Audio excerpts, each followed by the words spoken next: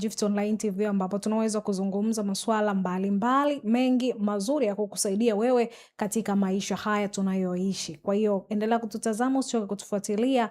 Nikupe shukrani wewe ambaye umesubscribe, umeshare, umelike pamoja na kucomment. Lakini wewe ambaye bado nikwambie haujachelewa, wakati ndo sasa. Endelea kusubscribe, kushare, kulike, mwambie rafiki yako ili wote muwe katika sehemu ya Gift Online TV. Kwa siku hii leo kwenye kipindi chetu cha Live Theater tutazungumza masuala mazuri ambao tunakwenda kuzungumza mambo ya msingi kwa huduma ya msafirishaji wa umma. Kwa hiyo wewe mtoa huduma kwa usafiri wa umma, tutakwenda kuangalia mambo yapi ya msingi, mambo yapi ya kuzingatia. Kwa hiyo kaa tayari uweze kufahamu, wewe mtazamaji wa Gift Online TV. Karibu sana. Asante sana. Kwa majina naitwa Sergeant Samora Jonathan. Ndio. Natokea kitengo cha usalama barabarani, elimu kwa umma, mkoa wa Kilimanjaro. Ndio, karibu sana. Na leo niko hapa katika studio hizi za Gift Online. Lengo hasa likiwa ni utoaji ule wa elimu ya usalama barabarani. Ndio. Na leo nitazungumzia mambo ya kuzingatia kwa mtoa huduma wa usafiri wa umma, kwamba ni mambo gani ambayo wanapaswa aweze kuyazingatia. Ndio. Na mambo ambayo wanapaswa kuyazingatia ni mambo ambayo yameweza kuainishwa katika sheria ya usalama barabarani pamoja na sheria hii ya usafirishaji. Kwa hiyo sheria hizi zote mbili zimeweza kueleza namna gani huyu ambaye anaitwa huduma ya usafiri wa umma anapaswa aweze kuzingatia. Ndio. Ndio. Karibu sana. Sasa ningependa kufahamu, ama mtazamaji angependa kufahamu, kwanza usafiri wa umma ni upi? Usafiri wa umma ni ule usafiri ambao unaotumiwa na wanajamii. Unaotumiwa na abiria kutoka sehemu moja kwenda sehemu nyingine. Na usafiri huu wa umma unakuwa ni usafiri ambao umeidhinishwa na mamlaka za usafirishaji. Tunasema LATRA kwamba usafiri huu wa umma ni usafiri ambao unaotambulika kwa ajili ya kuweza kutoa huduma kwa umma, kwa ajili ya kubeba abiria kutoka sehemu moja kwenda sehemu nyingine. Huu ndo tunasema usafiri wa umma. Ni usafiri ambao unaotumika na watu wengi katika kutoa huduma za ubebaji wa abiria. Ningependa kufahamu sasa tofauti ya usafiri wa umma na usafiri wa binafsi, nikimaanisha private. Ningependa kufahamu tofauti zao.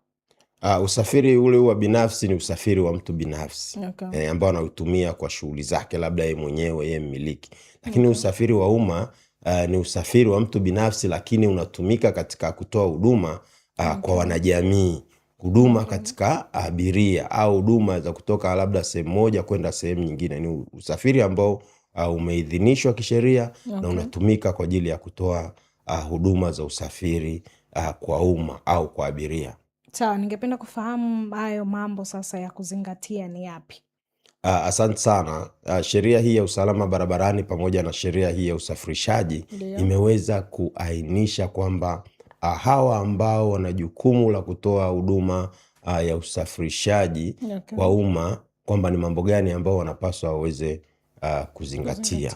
Na mambo hayo ya kuweza kuzingatia ni pamoja na kufanya ukaguzi wa vyombo vyao kabla na baada ya safari. Na ukaguzi hata katika sheria hii ya usalama barabarani kupitia kile kifungu cha 45, ukaguzi ni jambo ambalo limeweza kuelezewa katika sheria hile kwamba ni wajibu wa huyu anayetoa usafiri wa umma kuhakikisha ya kwamba anafanya ukaguzi wa chombo chake katika ile mifumo yote iliyoko katika kile chombo. Lengo hasa likiwa ni kwamba anapofanya ukaguzi, anapobaini kwamba kuna changamoto katika ukaguzi ule au kuna ubovu, aweze kufanyia kazi. Lakini mbali na hivyo, huyu ambaye anayetoa huduma ya usafiri wa umma anapaswa chombo chake kiweze kuwa na nyaraka muhimu. Nyaraka muhimu namaanisha kwamba chombo kile kiweze kuwa na bima, chombo kile kiweze kuwa na leseni ya usafirishaji, tunasema leseni ya LATRA, na chombo kile kinapaswa kiweze kuwa na nyaraka nyingine muhimu ambazo ni muhimu kwa ajili ya usafirishaji. Lakini mbali na hilo, anapaswa aweze kuwa na leseni dereva yule anayeendesha kile chombo, na hiyo leseni iweze kuwa ni leseni stahiki kwa ajili ya kuweza kuendesha chombo husika. Leseni ile iweze kumruhusu dereva yule aweze kuendesha kile chombo cha moto husika ambacho ni mahususi kwa ajili ya kutoa huduma kwa umma, ya kubeba au ya kutoa huduma kwa umma au kubeba abiria. Lakini vile vile mtoa huduma huyu katika usafiri huu wa umma anapaswa aweze kuhakikisha kwamba anatoa huduma bora kwa mteja, tunasema customer care. Yoyote anayeshughulika katika swala zima la utoaji wa huduma kwa umma ni vyema akaweza kutoa huduma bora kwa mteja, tunasema customer care. Huduma bora ni namna ambavyo anavyoendesha shughuli zake zile, namna anavyokuwa wakarimu kwa wale wateja, namna anapotoa huduma ya kukidhi na kuweza kuleta tija kwa wateja wake, na kadhalika na kadhalika na kadhalika. Kwa hiyo sisi ambao tunajishughulisha katika kutoa huduma kwa umma, ni vyema tukaweza kuwa na lugha za staha, pamoja na kuweza kuhakikisha kwamba tunatoa huduma bora kwa mteja, lengo hasa likiwa ni kuleta ufanisi katika utoaji wa huduma hii. Lakini kingine tena, huyu ambaye anayetoa usafiri wa huduma usafiri kwa umma anapaswa aweze kuhakikisha ya kwamba anatoa tiketi kwa abiria. Kwamba kama usafiri huu labda tuchukulie kwamba ni daladala au ni basi linatoka kutoka sehemu moja kwenda sehemu nyingine, mtoa huduma huyu anapaswa aweze kuhakikisha kwamba abiria anakuwa na tiketi, anatoa tiketi kwa abiria, na vile vile anaweza kuhakikisha kwamba havunji zile sheria zilizowekwa kwa mujibu wa sheria ile usafirishaji. Lakini kitu kingine tena cha kuzingatia ni kwamba mtoa huduma huyu wa usafiri wa umma anapaswa aweze kuhakikisha ya kwamba anazingatia muda. Muda nao ni kitu muhimu sana katika pindi ambapo unapotoa huduma katika usafiri wa umma. Na hapa namaanisha kwamba muda wa kuondoka na muda wa kufika. Kitu kingine tena cha kuzingatia katika huyu ambaye anayetoa huduma ya usafiri wa umma, anapaswa aweze kuhakikisha ya kwamba anazingatia matumizi sahihi ya barabara. Anazingatia matumizi sahihi ya barabara, ikiwemo kuepukana na yale makosa yanayopelekea kutokea kwa hizi ajali za barabarani. Lakini kitu kingine tena cha kuzingatia ni kwamba aweze kuhakikisha ya kwamba anawataarifu abiria wake. Mfano labda kama swala zima la kufunga mkanda, au wakati mwingine wakati wakiwa safarini labda akisha kwamba abiria hawa wana wajibu wa kupata sehemu ya kwenda kwa ajili ya kula chakula, kama kwenye hoteli anasimama. Pakiwa na dharura labda wakati mwingine anafanyaje, anaweza kusimama kwa ajili ya kuweza kuhakikisha kwamba anamhudumia huyu mteja wake vizuri. Lakini kitu kingine tena, huyu ambaye ni mtoa huduma usafiri wa umma hapaswi kumbugudhi abiria. Wako ambao unakuta wakati mwingine wamekuwa na tabia kuwabugudhi abiria, kuongea maneno mabaya ya kuwakashifu na kuwaudhi abiria. Nao wanapaswa waweze kuhakikisha kwamba hatoi lugha mbaya kwa wateja wake, hambugudhi abiria wake. Lakini kitu kingine tena ambacho anachotakiwa aweze kuzingatia huyu ambaye anayetoa huduma ya usafiri wa umma, aweze kuhakikisha ya kwamba hatozi nauli iliyo juu zaidi ya ile ambayo iliyoainishwa kwenye mamlaka. Tumekuwa tukiona watu wengi wanaotoa huduma katika usafiri wa umma umekuwa na desturi ya kulangua nauli, yani kutoza nauli ambayo iliyokuwa juu, nauli ile ambayo unakuta haijaidhinishwa na mamlaka. Lakini vile vile hawa ambao wanaotoa usafiri wa umma ni vyema wakaweza kuhakikisha kwamba wanavaa sare. Yani wanavaa uniform ili waweze kutambulika vizuri na abiria wao, na waweze kutambulika vizuri na watu wengine kwamba hawa sasa ni watoa huduma wa hiki chombo. Kwa hiyo wanatakiwa wawe na muonekano fulani. Kama ni dereva, basi uweze kujua kabisa huyu ni dereva, amekaa pale katika siti yake na amevaa sare. Na kama huyu ni conductor, basi au ni mhudumu wa kile chombo, naye aweze kuonekana kwamba huyu ni mhudumu. Na vile vile zile sare ni vyema zikaweza kuwa na namba za magari. Kwa hiyo hawa wanaotoa huduma kwa ajili ya usafirishaji katika hivi vyombo vyetu ambavyo vinavyohusika katika utoaji usafirishaji wa abiria, wanapaswa waweze kuwa katika hali ambayo ni nzuri, waweze kuwa na muonekano mzuri. Vile vile waweze kuhakikisha kwamba wanazingatia vigezo, masharti kama ambavyo walivyopewa pindi ambapo wakiomba leseni ya usafirishaji kwa ajili ya kutoa huduma kwa umma.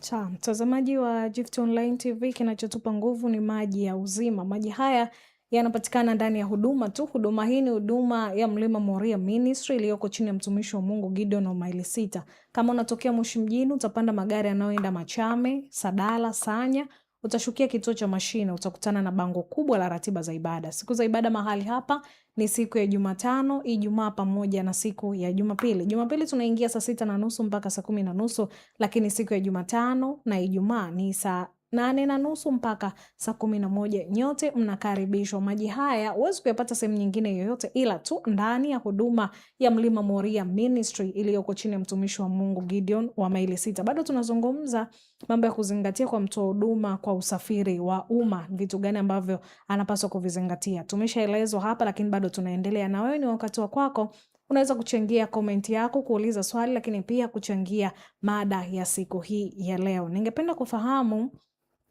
ama sababu hasa huwa ni nini makondakta pale wanapo wanyanyasa ama kuwasumbua wanafunzi katika kipindi hiki wanapokwenda shule. Unakuta asubuhi kondakta hataki kupakia wanafunzi kabisa, mpaka abiria wanalalamika, na wakilalamika kondakta bado anatoa maneno machafu, maneno ya matusi. Huwa chanzo ni nini?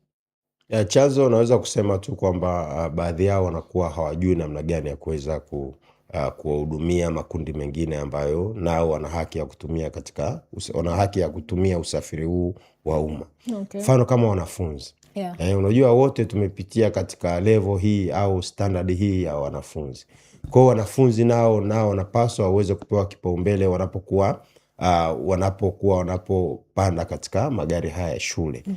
Wanafunzi nao wanapaswa waweze kupanda magari haya ambao ni usafiri wa umma ili watoto hao waweze kuwahi vipindi vya masomo darasani. Lakini kingine tena nafikiri ni swala zima la huduma bora kwa wateja. Makondakta wengi wanakuwa baadhi yao hawana ile dhana ya utoaji wa huduma bora kwa mteja. Unapotoa huduma bora kwa mteja, haijalishi kwamba ni mteja wa namna gani. Tunapaswa tuweze kuhakikisha kwamba wateja wote au watu ambao wanaostahili kupanda usafiri wa umma wanatumia usafiri wa umma pindi ambapo wanapokuwa wanaelekea katika majukumu yao mbalimbali. Tatizo kubwa nafikiri hilo. Wengi hawana huduma bora kwa wateja. Na pili, wanahisi kwamba pengine labda wanafunzi wakipanda kwenye gari watajaza gari litawahi kujaa, watakalia siti. Hapana. Tutoe kipaumbele katika makundi haya maalum ambayo nayo wana haki ya kutumia barabara kama wanafunzi. Na kuna adhabu kwa makondakta ama dereva wanaotumia kauli mbaya ama chafu kwa abiria? Adhabu ipo kwa mujibu wa sheria ya usafirishaji. Adhabu ni pamoja na kwamba kondakta huyu anaweza akachukuliwa hatua, kwa sababu unapotoa kauli mbaya kwa abiria au lugha ya matusi, kwanza kutoa lugha ya matusi ni kosa kwa mujibu wa sheria zetu katika makosa yale ya jinai. Kondakta unapotoa lugha ya matusi au lugha ya udhalilishaji kwa abiria ni kosa, unaweza ukachukuliwa hatua za kisheria na ukawajibika kwa mujibu wa sheria. Kwa hiyo sisi ambao ni wahudumu katika haya magari, hususan makondakta, tunapaswa tuweze kuwa lugha nzuri kwa wahudumu wetu. Tuweze kuwa na huduma bora kwa mteja. Yule ndio mteja wetu. Hakuna haja ya kuweza kumjibu vibaya au kumdhalilisha au kumtukana. Hiyo haina maana yoyote. Sawa, tumezungumza vitu vingi vya kuzingatia kwa msafirishaji, tukiwa na maana ni dereva na kondakta. Ningependa kujua ama ningependa kufahamu ni kwa nini tiketi zinatumika kwenye vyombo vya usafiri kwa abiria? Ni kweli tiketi zinatumika kwa sababu tiketi ipo kwa mujibu wa sheria za usafirishaji. Yaani hawa ambao ni wamiliki wa hivi vyombo pindi ambapo wanapoomba kibali kwa ajili ya usafirishaji, moja ya vigezo wanavyopewa na mamlaka za usafirishaji ni pamoja na kutoa tiketi kwa abiria. Tiketi ndiyo mkataba unaoonyesha ya kwamba abiria mwenye jina fulani alisafiri na gari lenye namba fulani kutoka sehemu moja kwenda sehemu nyingine akiwa amelipia nauli ya kiasi fulani. Kwa tiketi ni uthibitisho unaoonyesha kwamba abiria alitoka kutoka sehemu moja kwenda sehemu nyingine akiwa amelipa kiasi fulani cha nauli. Kwa tiketi ni muhimu. Tuwe na desturi ya kudai tiketi, na tiketi ni haki yetu sisi ambao ni abiria. Okay, kwa hiyo hilo ni jukumu la abiria kudai tiketi. Ni sahihi kabisa. Sawa, ningependa kufahamu ni kwa nini ama changamoto huwa ni nini? Unakuta mfano mafuta tu yakipanda, mamlaka husika haijapandisha bei za nauli, lakini unakuta baadhi ya usafirishaji, baadhi ya magari ya kusafiria nauli huwa zinapanda, lakini mamlaka bado haijatoa tamko kwamba nauli zipande. Hii sio sawa. Kwa sababu gani? Nimezungumzia hapo awali nikasema ya kwamba upandishwaji wa nauli kiholela haukubaliki na hautakiwi. Okay. Wewe kama unafanya huduma kwa ajili ya kusafirisha abiria katika usafiri wa umma, Okay. si vyema kuweza kuongeza nauli pasipo kufata utaratibu wa mamlaka za usafirishaji. Okay. Kwa hiyo hili ni kosa. Kwa sababu gani? Unapojipangia bei ambayo bei hile sio bei elekezi, sio bei iliyoidhinishwa na mamlaka, lile ni kosa. Kwa hiyo hata ikitokea labda kama bidhaa mafuta imepanda, tuwe wavumilivu, tuwe wapole mpaka ambapo nauli zitakapoongezwa na mamlaka husika. Kwa sababu gani?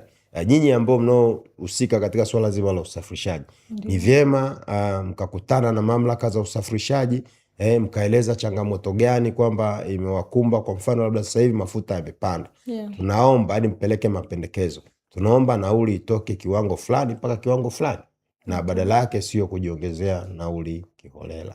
Sawa, mimi ni abiria, nimefika kwenye sehemu natakiwa kituo cha kupandia basi ya magari, nikakuta ile nauli imeongezeka na tamko bado. Mimi napaswa kufanyaje? Cha msingi zaidi ni unapaswa uweze kutoa taarifa kwa jeshi la polisi au katika mamlaka hizi za usafirishaji, au wenzetu wa LATRA.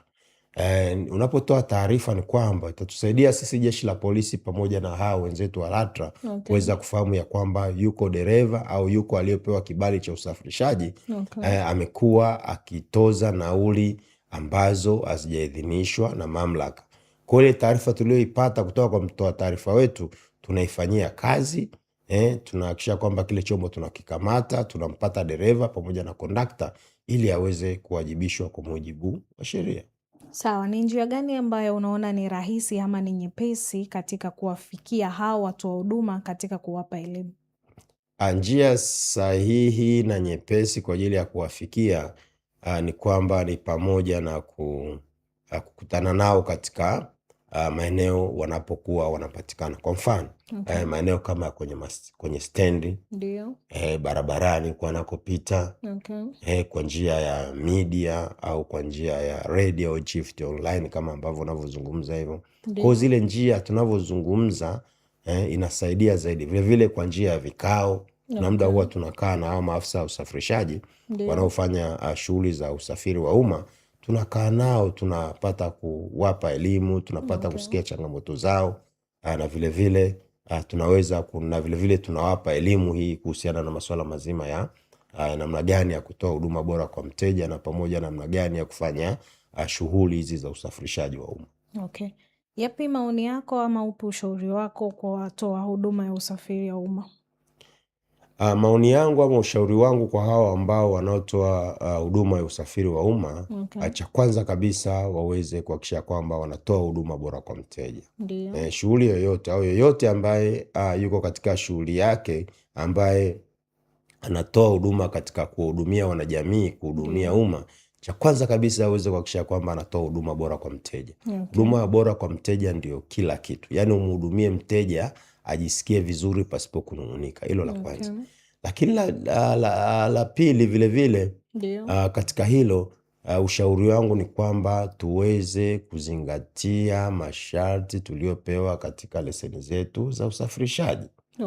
Kwamba wakati unaenda kuomba kibali kwa ajili ya usafirishaji ni vyema ukayazingatia na kuyafuata yale masharti uliopewa pindi ambapo unapoomba leseni ya usafirishaji. Lakini la tatu vile vile tunapaswa tuweze kuhakikisha kwamba tunaziheshimu na kuzitii sheria za usalama barabarani. Tunazingatia matumizi sahihi ya barabara, tunaepukana na yale makosa hatarishi yanayopelekea kutokea kwa ajali za barabarani. Tunachukua tahadhari, tunatoa huduma bora katika nyanja zote na za kumridhisha mteja. Lengo hasa likiwa ni kuweza kufanikisha dhana nzima ya utoaji wa huduma katika sisi ambao tunaotoa huduma ya usafiri kwa umma. Okay, ningependa kufahamu rai yako ama maoni yako kwa abiria. Pengine kuna abiria anapitia changamoto barabarani au anapokuwa kwenye chombo cha usafiri, lakini hajui wapi pa kusema, wapi pa kutoa taarifa ili mtu mwingine asifanyiwe kile kitendo ambacho yeye amefanyiwa. Ni sahihi. Abiria yote ambaye anayetumia katika usafiri wa umma, Ndio. pindi ambapo akifanyiwa vitu ambavyo labda yeye anaona kwamba haviko katika utaratibu, Okay. ikiwemo kulanguliwa tiketi, Ndio. ikiwemo kutokupewa tiketi, ikiwemo labda kama gari lile limejaa sana kupindukia, Okay. abiria huyu ana jukumu la kuweza kupaza sauti na kutoa taarifa kwa jeshi la polisi pamoja na mamlaka hizi za usafirishaji. Okay. Na sasa hivi namba za mamlaka za usafirishaji watu wanazo. Okay. Namba za jeshi la polisi wengi wanazo. Okay. Kwa hiyo unaweza kutumia kupiga na kutoa taarifa kwa jeshi la polisi au katika mamlaka hizi za usafirishaji. Na tunashukuru sana, wapo abiria wengi wamekuwa wakipiga simu, wamekuwa wakilalamikia namna ambavyo watoa huduma baadhi yao wamekuwa wakikiuka tunasema hizi kanuni za usafirishaji. Okay. Kwa hiyo tumekuwa tukipokea simu nyingi na tumekuwa tukifanyia kazi yale maoni ambayo tunayopewa na abiria, yaani taarifa wanazotoa abiria au taarifa wanazotoa wadau wengine wa usalama barabarani. Okay. Tumekuwa tukizifanyia kazi kwa karibu sana. Sawa, nipende kukushukuru kufika hapa kuendelea kutoa elimu, lakini pia kwenda kuwasaidia watu katika kuzingatia usalama wanapokuwa barabarani. Shukrani sana. Mtazamaji wa Gift Online TV, tumefika tamati kwa siku hii ya leo. Baki na Gift Online TV upata taarifa nyingi nzuri zaidi. Nikutakia wakati mwema. Asante.